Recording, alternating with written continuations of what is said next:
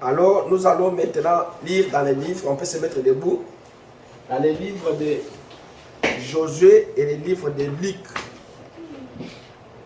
Nous lisons dans Luc 2, 11, et puis nous lirons dans les livres de Josué 24, 1 à 15.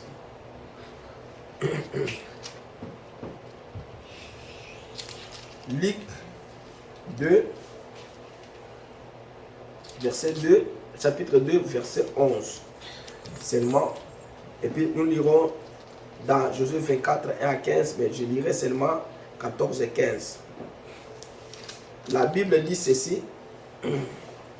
Luc 2, 11 dit ceci.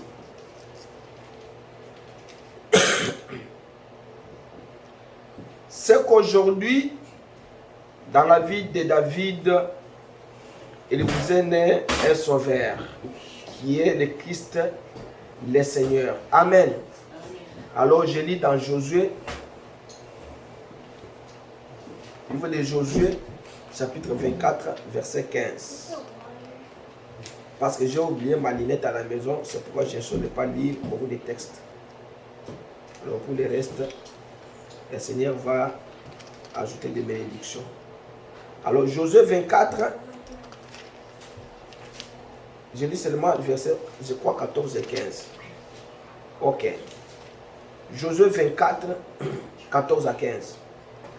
Maintenant, craignez l'Éternel et servez-le avec intégrité et fidélité.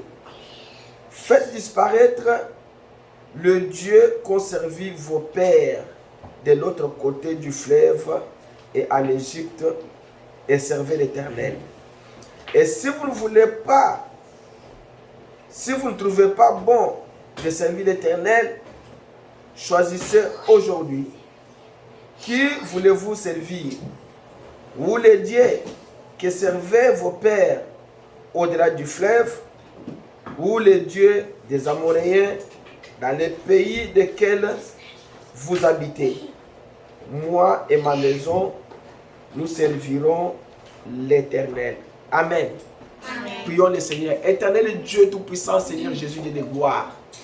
Nous voici devant toi, Seigneur, ce matin, parce que tu nous as amenés à cet endroit pour écouter ta voix. La voix du Seigneur m'appelle, la voix du Seigneur appelle mon frère, ma soeur.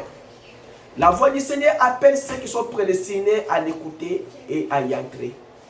Seigneur, ce matin, nous avons été dérangés par des démons, des maladies, de toutes sortes, Seigneur. Mais dans ta maison, la Bible dit que tout s'écrit gloire. Quand quelqu'un crie gloire, c'est qu'il y a une voix qui sort derrière. Éternel Dieu, tu as dit encore, fais de l'Éternel tes délices et il va te donner ce que ton cœur désire. Mets en toi, en lui ta confiance, il agira. C'est pourquoi nous avons confiance en toi ce matin. Même si ça fait chaud, même si ça fait froid, Seigneur, tu sais le pourquoi. Éternel Dieu de gloire, nous te disons merci. Bénis-nous par ta grâce, protège-nous. Bénis ceux qui sont venus et ceux qui ne sont pas venus. Que le Saint-Esprit se mette entre moi et mes frères et mes soeurs qui sont devant moi. Seigneur, parle dans mon cœur, pas dans leur cœur. Enlève, Seigneur Jésus-Christ, à moi tout ce qui est du monde. Enlève dans mon frère, dans ma soeur, tout ce qui est du monde. Quand nous venons à cet endroit, c'est pour être sanctifié par ta parole. Quand nous venons à cet endroit, c'est pour être purifié par l'eau de la parole. Que nous ne puissions pas sortir à cet endroit, mais vide. Que nous sortions avec quelque chose dans nos cœurs. Pourquoi nous sommes venus? Nous ne sommes pas venus pour se voir, ou bien pour se dire et raconter des choses qui ne sont pas bonnes. Mais nous sommes venus pour le témoignage du Seigneur Jésus-Christ. Parce que le témoignage de Jésus, c'est ce témoignage qui sauve, qui bénit et qui donne la vie éternelle. Bénis Seigneur Jésus-Christ, chacun de nous par ta grâce. Nous nous confions à cette main pour te donner pour ta gloire. Enlève-moi du chemin, enlève mon frère dans son chemin. Mets-toi à notre place au nom de Jésus. Amen. Amen. Ok. Ce matin, j'ai une voix rock. J'ai une voix rock qui n'est pas vraiment bien. Alors, j'ai oublié la lunette, la pluie vraiment terrible. Moi, je vis avec une pluie terrible. Alors, que le Seigneur nous bénisse, qu'il soit miséricordieux envers nous, envers vous aussi, pour les sacrifices que vous êtes en train de faire pour cette petite église. Nous manquons les mots à dire, mais ce qui est mieux, c'est que servez l'Éternel de tout votre cœur. Servez-le et regardez comme si l'Éternel, c'est comme si comme vous n'êtes rien, mais c'est l'Éternel qui est quelque chose pour vous. Alors ce matin, je vais parler sur un petit sujet. Je pense que demain c'est Noël, mais on peut parler sur un petit sujet ce matin qui est peut-être relié à Noël. Alors nous allons nous disperser après quelques minutes. Alors le titre de cette petite exhortation, c'est la valeur oubliée de Dieu. Dieu a une valeur que les gens de ce monde ont oubliée. Les gens ont oublié quoi? Les enfants d'Israël ont oublié ce que Dieu avait fait avec eux. Et si vous prenez Josué 24, 1 à 15, Josué a commencé à parler aux enfants d'Israël de tout ce que Dieu avait fait avec eux de l'autre côté du fleuve. Amen. Et de faire sortir de l'Égypte jusqu'à devant la mer Rouge, il les a raconté toutes ces merveilles-là. Parce que la génération qui était avec Josué, qui était entrée dans la terre promise, c'était une autre génération qui était née après avoir sorti de l'Égypte quand le peuple avait péché dans le désert. Alors Dieu avait exterminé toute cette génération-là. Il avait suscité une autre génération qui était entrée avec Josué. Alors, dans Exode, papa Richard, je veux que tu puisses, parce que j'ai oublié ma lunette, je ne saurais pas comment lire. Dans Exode 32, ou bien frère Claude, tu peux prendre Exode 32 à partir du verset 7. Parce que, comme j'ai oublié, alors mes yeux ne seront pas capables de lire. Alors, Exode 32, Dieu appela Moïse. Parce que ce que Josué a dit aux enfants d'Israël, il les a dit, vous avez oublié le Dieu qui vous a fait monter dans le pays de l'Égypte. Maintenant, 32 à partir du verset 7. Alors, Dieu avait appelé Moïse pour qu'il puisse écrire les 10 commandements. Quand Moïse est monté à la montagne, maintenant le peuple est resté, ils ont fait un veau d'or pour adorer. Je pense que c'est ça, non? C'est ça, non? Oui. Ok. Qu'est-ce qu'il dit là-bas? Tu peux lire. L'Éternel dit à Moïse, va, descends, car ton peuple que tu as fait sortir du pays d'Égypte s'est corrompu. Ils se sont complètement écartés de la voie que je leur avais prescrite. Ils se sont fait un veau en fonte. Ils se sont prosternés devant lui, ils lui ont offert des sacrifices et ils ont dit, Israël, voici ton Dieu qui t'a fait sortir du pays d'Égypte. Ah, vous comprenez? Ils ont oublié tous les merveilles que Dieu les a fait, mais ils ont dit maintenant que nous sommes fatigués avec ce Dieu-là que nous ne voyons pas. Nous voulons voir un Dieu vivant que nous voulons toucher. Voilà l'idée que les gens ont dans ce monde. Dieu ne viendra pas de la manière dont vous voulez qu'il vienne. Non. Dieu viendra de sa propre façon dont il a déjà prescrit dans sa loi. Dieu a dit que je visiterai le pays, mais il n'a pas dit que je visiterai le pays par le canal d'un cheval, mais par le canal d'un être humain. Non, il a dit seulement je visiterai le pays. Il peut venir de n'importe quelle manière. Mais le peuple s'était rebellé contre Dieu. Ils ont oublié la valeur de Dieu qui les a fait sortir de l'Égypte. Alors, dans ce cas-là, la colère de Dieu s'était enflammée contre eux pour que Dieu puisse les faire quoi? Les faire périr. C'est Moïse qui a plaidé devant l'Éternel que non, il ne faut pas les effacer. Parce que Dieu était déjà au top, que non, il ne veut pas de ce peuple-là encore, parce que c'est un peuple rebelle. Alors, Moïse a imploré la grâce du Seigneur et Dieu a pardonné ce peuple. Mais Papa Richard prend Deutéronome 18. Tu vois la Bible? Mais il faut avoir la Bible. Je vous ai dit, il faut avoir la Bible. Deutéronome 18. Dieu maintenant dit à Moïse que moi, Dieu l'Éternel, ton Dieu, je te susciterai un prophète comme moi du milieu de toi, d'entre tes frères. Il dit, Deutéronome 18, 5, l'Éternel, ton Dieu, te suscitera un prophète comme moi. C'est un prophète comme qui? Comme Moïse. Du milieu de toi, d'entre tes frères. 16, il dit, vous l'écouterez selon tout ce que tu demandas à l'Éternel, ton Dieu, à Horeb, le jour de la congrégation, disant que je n'entende plus la voix de l'Éternel, mon Dieu, et que je ne vois plus ses grands faits, afin que je ne meure pas. Si vous lisez à l'intérieur, Dieu dit à ce peuple que si vous n'écoutez pas ce prophète-là, tout celui qui n'écoute pas, il sera retranché du milieu de quoi? Des peuples. C'est que vous allez mourir si vous ne croyez pas. Ici, Moïse parle du grand prophète qui est le Seigneur Jésus-Christ. Il parle que l'Éternel, ton Dieu, il parle à ce peuple. Il va te susciter un prophète. Mais ici, c'est avant Josué. Mais ils se sont rebellés contre Josué. Après toute la loi, après tout ce que Dieu a fait avec eux, quand même, ils ont oublié les dieux et la valeur des dieux. Voilà comment l'homme, quand Dieu fait quelque chose de bien à lui, l'homme oublie toute la souffrance qu'il avait. Il oublie Dieu. Parce que William Branham dit que le bonheur ne réside pas dans les biens matériels que nous voyons de nos propres yeux. Non. Le bonheur de Dieu réside dans la satisfaction de tout ce que vous tirez de la part de l'Éternel. Que ce soit peu, que ce soit beaucoup, c'est là, vous devez toujours glorifier l'Éternel. Il vous a donné des enfants, ok, glorifiez l'Éternel pour les 2 enfants. Il t'a donné un seul enfant, glorifiez l'Éternel pour un seul enfant. Il a donné l'autre 10 enfants, il doit glorifier Dieu pour cela. Parce que le bonheur ne réside pas dans beaucoup de choses, non? Le bonheur réside dans la satisfaction des biens que vous tirez de la part de l'Éternel.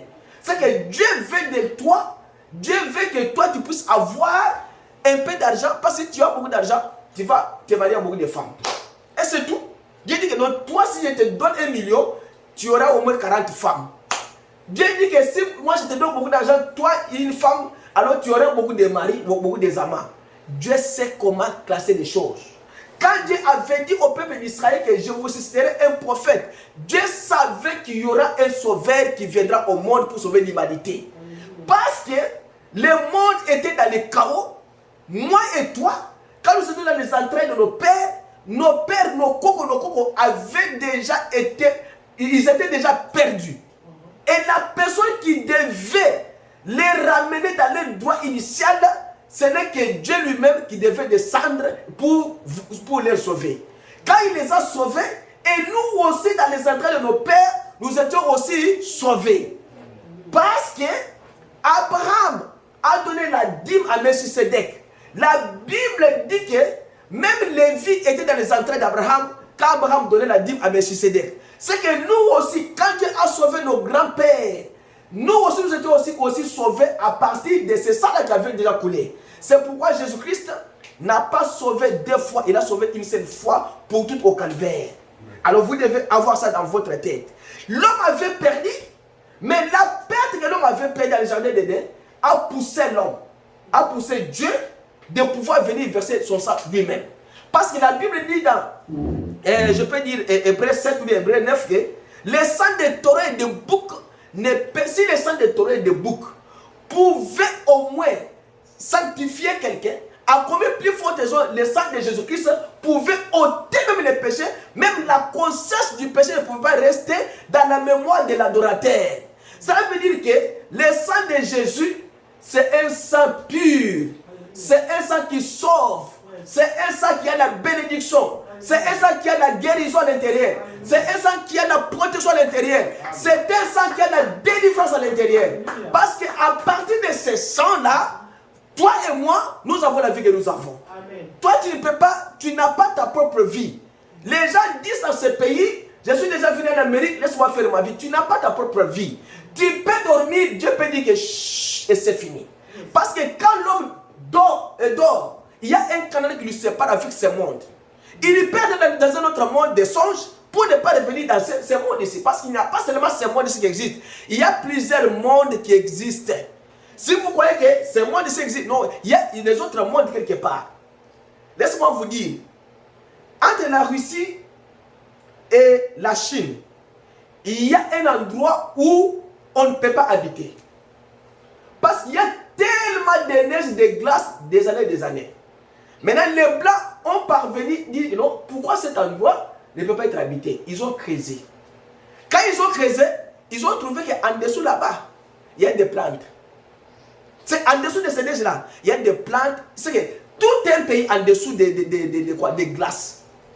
Ils ont fait un grand trou. Ils ont trouvé qu'il y avait des palmiers, il y avait des plantes, des orages à l'intérieur. C'est là-bas, en bas, là-bas.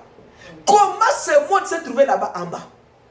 Parce que vous voyez que le monde ici existe, oui, il y a un autre monde quelque part. Il y a un monde des vivants et aussi un monde des morts.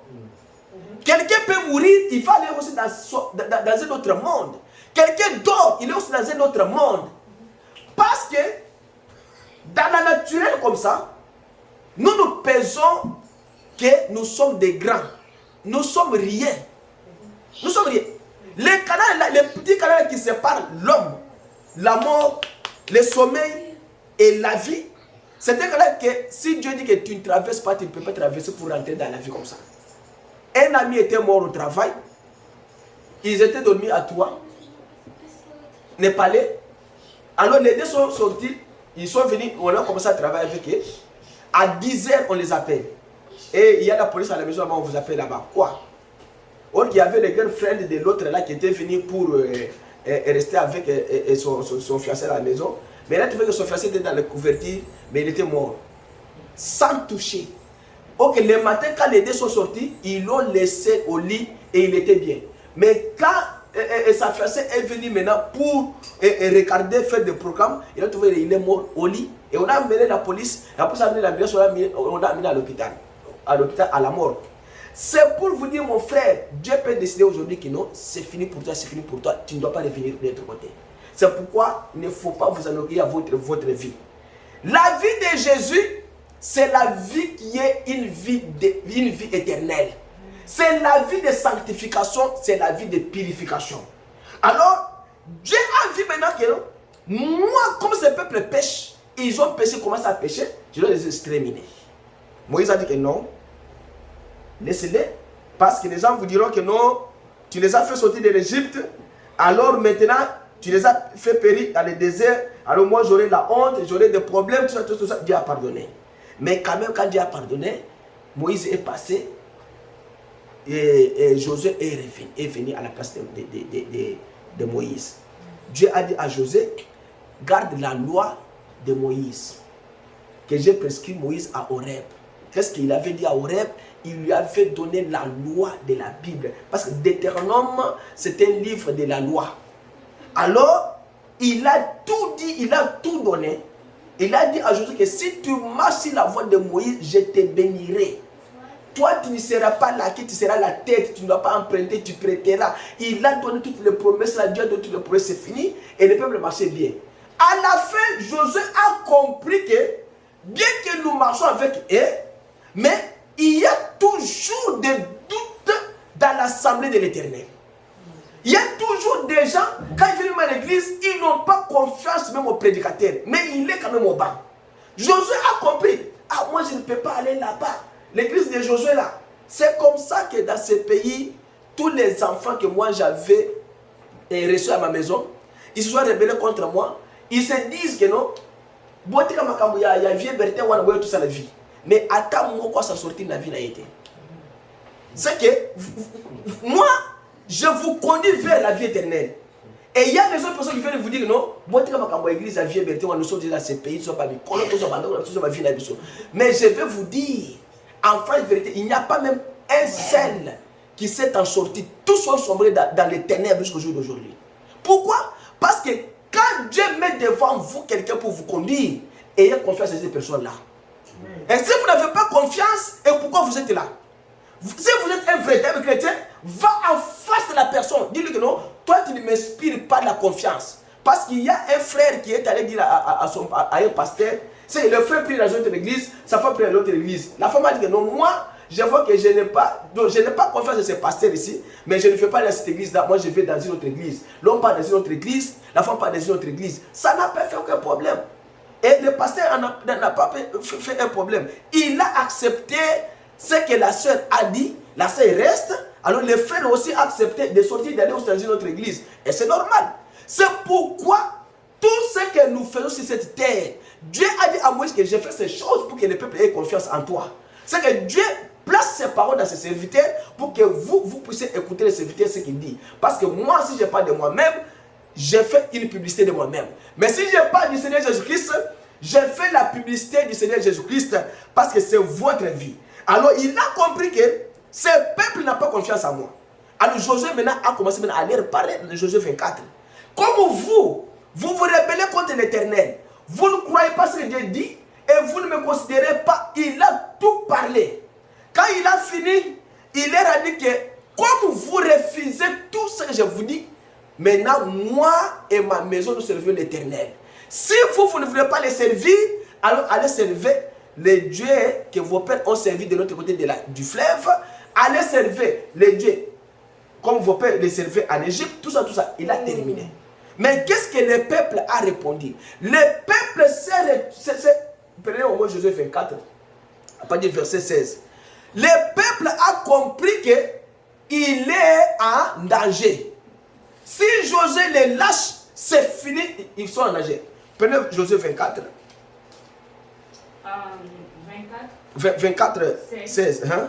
Le peuple répondit et dit, loin de nous la pensée d'abandonner l'Éternel et de servir d'autres dieux. Ah, vous comprenez? Loin de nous la pensée de quoi? D'abandonner et de faire quoi?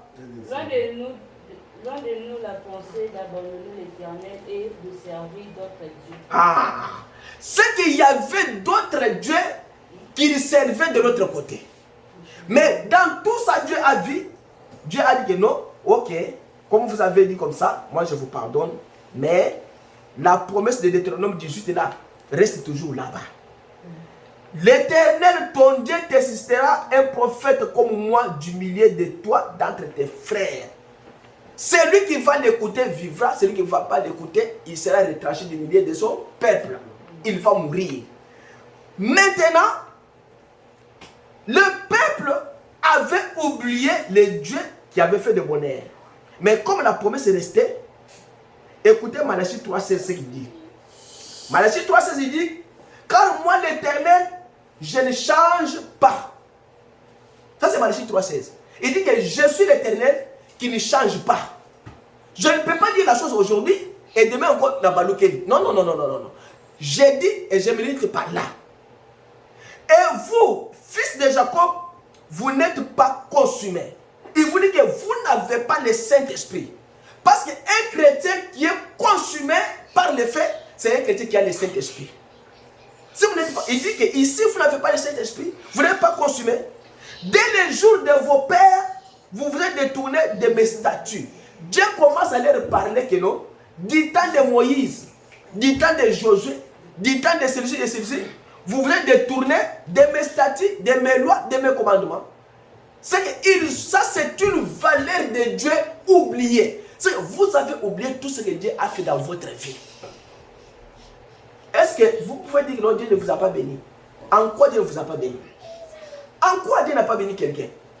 Quand vous avez deux bras, il y a une autre personne qui a un seul bras.